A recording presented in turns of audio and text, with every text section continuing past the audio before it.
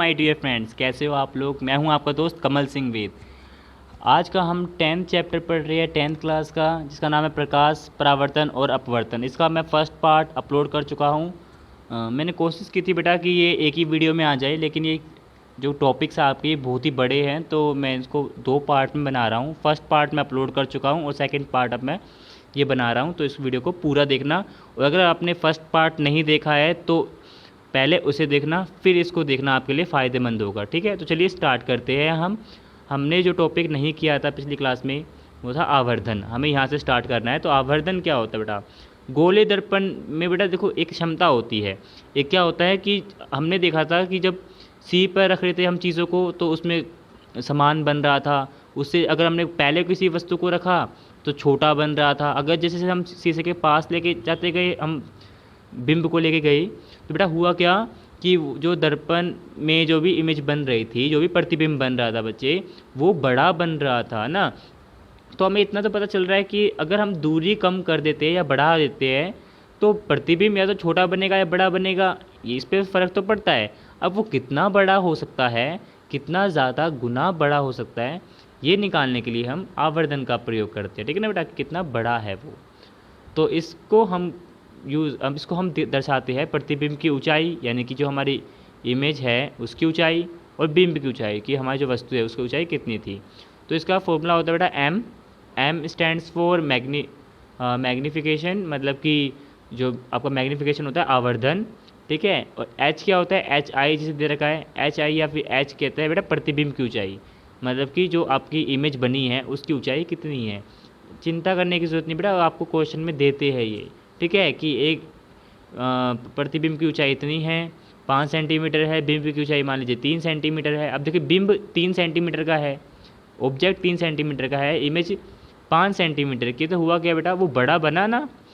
तो इस तरह से हम अनुपात के रूप में जो दिया होता है उसे ऊपर रख देंगे प्रतिबिंब की ऊंचाई को, और नीचे रख देंगे बिंब की ऊंचाई को, इनको डिवाइड कर देंगे तो हमारा आ जाएगा मैग्नीफिकेशन, मतलब कि आवर्धन। ठीक है बच्चों, अब हम बात करते हैं यदि आवर्धन माइनस में आता है बच्चों, यदि आवर्धन माइनस में आता है तो ये ऋणात्मक है।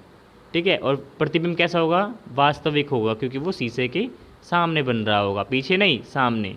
ठीक है, इसका एक और सूत्र होता है बेटा, ये रहा ये वाला, एक ऊपर वाला भी है कि ये भी है। m बराबर है -v/u। v होता है बेटा प्रतिबिंब की दूरी, हम दूरी को ले लेते हैं माइनस में, और u होता है बेटा आपका बिंब की दूरी, मतलब जो वस्तु है उसकी दूरी। ठीक है, इनको भाग कर देते हैं। अगर ये भी माइनस में आता है तो इसका मतलब प्रतिबिंब वास्तविक है ना। और अगर धनात्मक होता है तो प्रतिबिंब आभासी है, मतलब कि दर्पण के पीछे बन रहा है। ठीक है, और अगर ये दोनों बराबर होते हैं बेटा, एच आई और एच ज़ीरो, मतलब कि प्रतिबिंब की ऊंचाई और बिंब की ऊंचाई अगर बराबर है तो प्रतिबिंब भी कैसा बनेगा बेटा, बिंब के बराबर ही बनेगा, अगर एम जो है हमारा एक आता है तो, है ना।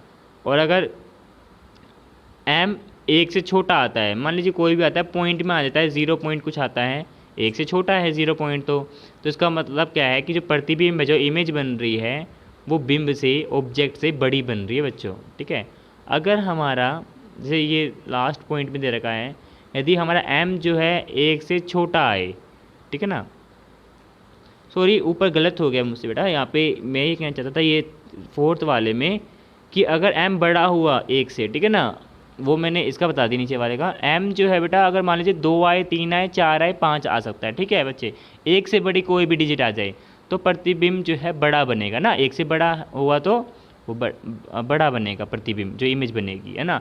लेकिन लास्ट वाले में ये कह रहा है बेटा कि अगर एक से छोटा आ रहा है, मान लीजिए 0 पॉइंट में कुछ आ रहा है, ठीक है, तो प्रतिबिंब जो है बिंब से, ऑब्जेक्ट से छोटा होगा। ठीक है, तो इसमें कन्फ्यूज़न मत रखना, इसको मैंने अभी क्लियर कर दिया है। ठीक है, आप इसको नोट कर सकते हो, इम्पोर्टेंट है बच्चे। ठीक है, और अगर यदि m पॉजिटिव होता है, हमारा प्लस में आता है, तो वो दर्पण जो है उत्तल है, और अगर माइनस में आ रहा है बेटा तो क्या है बेटा, वो अवतल दर्पण है। ठीक है, ठीक है बच्चे, हमारा यही टॉपिक था मेन। तो अब हम पढ़ते हैं प्रकाश का अपवर्तन। तो प्रकाश का अपवर्तन के लिए एक प्रयोग करते हैं हम, वो है एक कांच का स्लैब से। ठीक है ना, कांच का आयताकार स्लैब है। देखो बेटा, अपवर्तन होता है कि वायु में जब प्रकाश कभी भी एक माध्यम में ट्रैवल कर रहा है, ठीक है, यात्रा कर रहा है, सफ़र कर रहा है, लेकिन उसको दूसरे माध्यम में जाना पड़ रहा है, अब पारदर्शी दूसरे माध्यम में जाना पड़ रहा है, तो होता क्या है कि वो जो प्रकाश है वो सीधी रेखा में तो गति करता है। मान लीजिए बेटा सीधी रेखा में गति करते हुए ये एक किरण आ रही है ना, ये आपतन किरण है। तो इसमें क्या है बेटा, पहला माध्यम क्या है, वायु है। अब देखिए यहाँ पे जब ओ इधर जो है ये लाइट आई और अब ये स्लैब में आ गई है ना, कांच के स्लैब में आ गई है, तो ये देखो अभिलंब होता है 90 डिग्री की ये लाइन इसकी तरफ झुक गई है। इसको जाना कैसे चाहिए था, बिल्कुल सीधा जाना चाहिए था, प्रकाश तो सीधी रेखा में गति करता है, लेकिन फिर क्या बात हुई कि ये झुक गया।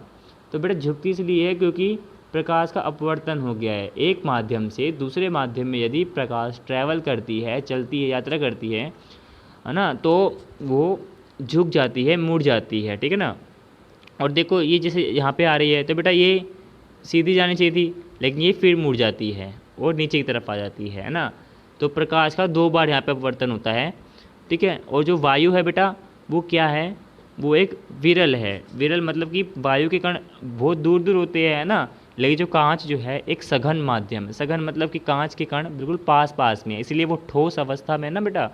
तो अगर सघन से विरल में जा रही है या फिर विरल से सघन में जा रही है कोई भी प्रकाश की किरण, प्रकाश का पुंज, तो बेटा होता क्या है कि उसकी जो स्पीड है एक तो वो भी कम होती है या बढ़ जाती है, दूसरा जो कोण है या जो उसका चलने का जो पाथ है बेटा, जो रास्ता है वो बदल जाता है, ठीक है ना। इसी को प्रकाश का अपवर्तन कहते हैं आसान भाषा में, ठीक है। तो देख सकते हो आप, जैसे ये जो लाइन है बिल्कुल सीधी जानी चाहिए थी डॉटेड करके, लेकिन हुआ क्या, ये मुड़ गई। और लाइट कैसे निकल रही है, जैसे ये जो डार्क नीली लाइन दिख रही है आपको, इस तरीके से ये चली गई है। तो प्रकाश के अपवर्तन के 2 नियम हैं कि आपतित किरण, पर अपवर्तित किरण, और जो भी माध्यम को पृथक करने वाले जो भी पृष्ठ है, ये सभी एक ही तल में होते बेटा। मतलब कि देखो ये आपतन किरण है ना, ये अपवर्तित किरण है, और ये परावर्तित किरण भी है यहीं पर, और ये भी परावर्तित किरण है ना नीचे, और बेटा ये अभिलंब भी है। और दोनों माध्यम को अलग करने वाला जो ये है बेटा माध्यम, देखो ये रहा, जो लाइन है, जो ये सिरा है, ये भी एक ही तल में है ना, एक तल मतलब एक ही सतह पर है सभी के सभी। तो एक तो ये नियम है। दूसरा कहता है प्रकाश का जो भी रंग है ना, ये जो रंग है ये एक निश्चित माध्यमों में जो आपतन कोण की जो साइन होती है और अपवर्तन कोण की जो साइन होती है उनके अनुपात के स्थिर में रहती है। देखो बेटा समझो, जितने डिग्री पर भी इंसिडेंट रे आती है उतने आपतन किरण आती है, उतनी डिग्री पे वो वापस लौट जाती है ना। तो कोई ना कोई एंगल तो बनता है उनके बीच में। हाँ मान लेते हैं कि वहाँ पे बनता है साइन आई, है ना। आपने साइन और कोस के बारे में तो पढ़ा होगा, P/H होता है जो मान अपने 10th में पढ़ा होगा 8th चैप्टर में ही। तो साइन अगर आई है और साइन आर है, ये कांस्टेंट रहते बेटा, मतलब कि ये दोनों बराबर रहेंगे हमेशा ही। जितना आई होगा, ठीक है, और जो आर होगा वो एक कांस्टेंट होगा, बराबर आएगा। हम 2 अलग अलग माध्यमों का निकालेंगे तो वो कांस्टेंट रहेगा एक वस्तु के लिए और एक प्रकाश की किरण के लिए, निश्चित किरण के लिए। निश्चित रंग देखो यहाँ लिखा है ना कि निश्चित रंग के लिए, है ना, निश्चित रंग और निश्चित माध्यम के लिए, है ना। तो ये फिक्स होता है स्थिरांक, है ना। अपवर्तनांक क्या होता है बेटा, जब एन से दिखाते हैं हम इसको अपवर्तनांक को। माध्यम 1 में प्रकाश की चाल, जैसे हवा में कोई ना कोई चाल रही होगी प्रकाश की, है ना, और माध्यम 2 में प्रकाश की चाल बदल जाएगी। अगर हम इनको भाग कर देते हैं, बटे में भाग कर देते हैं बेटा, तो हमारा एन आ जाता है, अपवर्तनांक आ जाता है, रिफ्रैक्टिव इंडेक्स आ जाता है। ये पेपर में आता भी है बेटा 2 नंबर में, तो इसको आप कर लेना बच्चों। ये थोड़ा सा समझने वाला है कि माध्यम 1 मतलब कि जिसमें पहले आ रही है, जैसे कि इस लैब में देखें तो माध्यम 1 इसमें बेटा वायु है, ऊपर वायु लिखा है। सबसे पहले वायु में तो आएगी लाइट्स, है ना, रेखाएं किरणें आएंगी और फिर वो कांच में जाएंगी। तो ये अब क्या हो गया है, माध्यम 2 हो गया है। तो इसके अंदर बेटा स्पीड आपको देंगे, माध्यम 1 की स्पीड देंगे, माध्यम 2 की स्पीड देंगे, आपको उनको बटे में रख के काट देना है, आपका अपवर्तनांक आ जाएगा, ठीक है। कभी कभी अपवर्तनांक दिया होता है, माध्यम 2 में प्रकाश की चाल पूछ ली जाती है तो हम गुना कर देते हैं बेटा, ठीक है। निरपेक्ष अपवर्तनांक क्या होता है कि यदि मान लेते हैं माध्यम 1 जो है निर्वात है, यानी कि वैक्यूम है। बताया था मैंने आपको फर्स्ट वीडियो में, जहाँ पे कुछ भी नहीं होता, 0 मॉलिक्यूल्स होते हैं, कुछ भी नहीं होता है, सब कुछ खाली होता है, उस जगह पे उसे निर्वात कहते हैं। या वायु है, तो अब अपवर्तनांक का जो माध्यम 2 जो है वो उसके निर्वात के सापेक्ष माना जाएगा ना, कि इसकी तुलना किससे करी जा रही है, निर्वात से की जा रही है। इसी को निरपेक्ष अपवर्तनांक कहलाता है बेटा। ये इसको बड़े एन से दिखा रखा है, सी बटे में वी, है ना।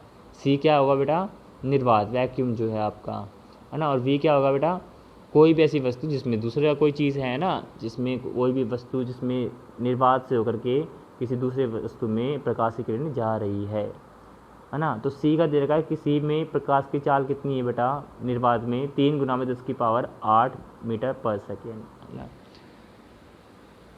ये दिया हुआ है आपको। इसके बाद सरल विरल का मैंने अभी आपको बताया ही कि क्या होता है। अब आते हैं हम लेंस के ऊपर बेटा। तो गोलीय लेंस होते हैं, उत्तल लेंस ये किनारों से कैसा होता है बेटा, थोड़ा सा मोटा होता है बीच से, है ना। इसे अभिसारी लेंस कहते हैं। अभिसारी मतलब कि ये लाइट्स को क्या करता है बेटा, कम कर देता है, मतलब कि झुका देता है एक तरफ को। और जो ये अवतल दर्पण है बेटा, कॉनकेव लेंस है, ये बीच के किनारों के बीच के जो किनारे होते हैं बेटा इसके, वो चपटे होते हैं, है ना। और साइडों से ऊपर से ये मोटा होता है। इसे अपसारी लेंस कहते हैं, ठीक है। उत्तल लेंस में देखो किरणें कैसे आएंगी, आपने ये पढ़ाई है। इसमें सी नहीं होता बेटा, ना ही इसमें आपको पी दिखेगा, इसमें ओ दिखाई देता है, ठीक है। ओ जो है इसका, ये ध्रुव है इसका, ओ जो है ध्रुव है, केंद्र है। और एफ जो है ये F1 ये फोकस है इसका, ठीक है। F1 फोकस है और F2 फोकस है, लेकिन हम इसमें F2 फोकस को मानेंगे क्योंकि लेंस में हमेशा इधर की तरफ देखो लाइट आ रही है, और जो इमेज है वो कहाँ बनेगी, इधर को बनेगी, है ना। पीछे की तरफ किरणें आ रही तो पीछे ही काटेंगी, तो हम फोकस F2 को मानेंगी, ठीक है, मुख्य फोकस। और फोकस से आ रही तो समांतर जाएंगी। इसमें 2 फोकस होते हैं बेटा। अब इसका भी बिल्कुल वैसा सेम ही है जैसा कि हमने दर्पण में पढ़ा था। जो उत्तल दर्पण के गुण है बेटा, वो उत्तल लेंस के जो गुण है बेटा, वो अवतल दर्पण से मैच खाते हैं। जैसे अगर हम अभी देखेंगे कि पहले कोई वस्तु मान लीजिए अनंत पे रखी हुई है, सारी रेखाएं समांतर आ रही है, तो ये F2 पे काट रही है ना, F2 पर इमेज बनेगा। तो कैसा बनेगा बेटा, अनंत पे कोई वस्तु है, F2 पर प्रतिबिंब बन रहा है, अत्यधिक छोटा है, आभासी है। आभासी मतलब क्यों है, क्योंकि जो लेंस जहाँ से किरणें आ रही है वहाँ नहीं बन करके ये पीछे बन रहा है और उल्टा है, ठीक है ना, उल्टा है। तो और अब है 2F1 के पीछे ही, तो देखो 2F1 के पीछे हमने प्रतिबिंब को रख दिया। जो 2F1 है बेटा, ये इसका C है बेटा, जो हम पहले C बोलते थे ना, है ना। देखो यहाँ पे ऊपर C1 भी दे रखा है, यहाँ पे C1 भी दे रखा है, और 2F1 कहते हैं इसको वैसे दर्पण में। अब यहाँ पे हमने वस्तु को रख दिया है, तो वस्तु के अंदर से किरणें निकलेंगी तो समांतर जाएगी तो फोकस से काटेगी। ओ से जाएगी तो बेटा ओ से जैसे गई है वैसे ही वापस आ जाती है ना। तो ओ से गई तो बेटा यहाँ काट रही है ये A B पे डैश पे ना, तो ये नीचे बन रहा है प्रतिबिंब। तो बेटा ये कैसा बनेगा, 2F1 पे 2F1 पर ही बन रहा है, वो F2 और 2F2 के बीच में बन रहा है बेटा। दूसरा पढ़ रहा हूँ मैं यहाँ पे, F2 और 2F2 के बीच में बन रहा है। देखो F2 यहाँ पे है, F2 इधर, और 2F2 के बीच में बन रहा है प्रतिबिंब, है ना। और कैसा बन रहा है बेटा, छोटा छोटा बन रहा है, वास्तविक बन रहा है, उल्टा बन रहा है ना। ये हमने पिछली वीडियो में भी हमने डिस्कस किया था, आपको याद हो तो अपनी वीडियो देखी होगी तो आप बिल्कुल इसमें देख पाओगे। अब इसको 2F पे ले आए हैं वस्तु को, तो 2F पे लेके आए हैं तो प्रतिबिंब कहाँ बनेगा, 2F2 के ऊपर, ठीक है ना। F1 और F1 देखो बेटा, F1 ये वाला है, ठीक है, आप अगर कंफ्यूज ना हो तो ये F1 है बेटा दाएं बाएं तरफ, और 2F1 देखो F1 बाएं वाले F1 है सारे, तो ये एक F1 है, एक को तो हम दिखाते ही नहीं है किसी चीज़ को ना, तो एक F1 है ये, और ये 2F1 है ना। ऐसे ही जो दाएं तरफ को है इसको F2 कह दिया है और इसको 2F2 कह दिया है, ठीक है। तो ध्यान रखना है इस चीज़ को। अब देखो 2F1 पे रख दिया है, मतलब C पे ही रख दिया है हमने, तो ये 2F2 पे बन रहा है, मतलब जो दूसरा C है, पीछे वाला जो C है वहीं पर ये इमेज बन रही है, उल्टी बन रही है लेकिन समान साइज़ की बन रही है ना, समान साइज़ की बन रही है। प्रतिबिंब कैसा बन रहा है, वास्तविक बन रहा है, उल्टा बन रहा है। आगे देखते हैं हम, वस्तु को हमने रखा 2F1 और F1 के बीच में, है ना, 2F1 और F के बीच में। चौथा पढ़ रहा हूँ बेटा मैं, देखो, है ना। अब हम प्रतिबिंब कहाँ बनेगा बेटा, 2F1 से परे बनेगा। इसको आप बना के देखोगे, अगर आप देखो पहले देखो हमने 2F1 पे रखा बेटा, ठीक है। तो F2 पे बन रहा है, ये जहाँ पे रखा था बिल्कुल उसके अपोजिट वहीं बन रहा है। लेकिन इसमें हमने जब वस्तु को और आगे लेके गए तो क्या हो गया, वो भी जो हमारा जो प्रतिबिंब बन रहा था बेटा वो भी थोड़ा सा क्या हो गया है, थोड़ा सा दूर खिसक गया है ना, पीछे की तरफ खिसक गया है। ऐसे ही जब हम F1 पे ले आते हैं, फोकस पे ले आते हैं, तब समांतर रेखा गई, F2 पे गई, ओ से जो लाइन गई वो सीधी निकल गई, तो ये अनंत पे काटेगी कहीं ना कहीं। कहाँ काटे बेटा, अनंत पे काटेगी। तो अनंत पे काटेंगी तो पिक्चर कैसे बनेगी, बड़ी बनेगी, जैसे मैंने पिछली वीडियो में बताया था आपको, है ना, वास्तविक बनेगा और उल्टा बनेगा। मतलब इसके सारे गुण जो है बेटा, अधिकतर गुण जो है बेटा अवतल दर्पण से मैच करते हैं, ठीक है ना। अब इसमें देखो और देखो सारे इसमें आभासी बन रहे थे अभी तक। आभासी क्यों, पीछे बन रहे थे दर्पण के। अब इसमें देखो ये इस वाले में क्या हुआ, F1 और O के हमने मतलब कि जो हमारा P होता था ध्रुव के बीच में रख दिया हमने। अब ए बी से भी कोई किरणें निकली, है ना, ये ऑब्जेक्ट है हमारा, कोई भी वस्तु है, ए बी से किरणें निकली, ठीक है, समांतर गई मुख्य अक्ष के, जो ये नीचे वाली लाइन है नीली वाली, यहाँ से गई F2 से गई और O से गई। अब देखो नीचे तो यहाँ कहीं ना कहीं मिलेगी नहीं, ये दूर दूर है, तो हमने ऊपर की तरफ अगर हम इसको लेके जाते हैं और उसको मिलाते हैं तो वहाँ पे ए पॉइंट पे काटती है ये, और उसको फिर मुख्य अक्ष से मिलाते हैं तो हमें हमारा प्रतिबिंब प्राप्त हो जाता है। जो ये प्रतिबिंब प्राप्त होता है ये दर्पण के लेंस के पीछे नहीं बन रहा है बेटा, ये वहीं बन रहा है जहाँ से लाइट आ रही है। तो इस वाले प्रतिबिंब को हम पर्दे पे प्राप्त कर सकते हैं। तो बेटा ये वास्तविक है, यही वाला एक ऐसा है बेटा जो वास्तविक है और सीधा है, ठीक है ना, बाकी सब तो उल्टे थे, ये सीधा है, ठीक है। ऐसे ही हम अवतल दर्पण की बात, अवतल लेंस की बात करते हैं बेटा। अवतल लेंस पे भी अगर अवतल लेंस का ये गुण होता है, कोई भी रेखाएं आती है तो ये इसको फैलाता है, ठीक है ना। किरणें आ रही हैं, लाइंस दिख रही होंगी आपको, तो जो भी किरण आ रही है बेटा उनको ये फैला रही है ना, तो इसीलिए इसे अपसारी कहते हैं। अब इसका प्रयोग कहाँ करेंगे, अब आप देखना, लाइट हेडलाइट्स में है ना, टॉर्च में हम करते हैं। तो बेटा ये इसकी क्वालिटी थी कि ये जब अगर आती है तो ये किरणें फैल जाती है, लेकिन हमें अगर इनको बढ़ाते आगे तो ये फोकस पे काटते हुए दिखाई देती है, ठीक है। अब हम देखते हैं गोलीय लेंस के लिए चिन्ह परिपाटी मतलब कि लेंस सूत्र।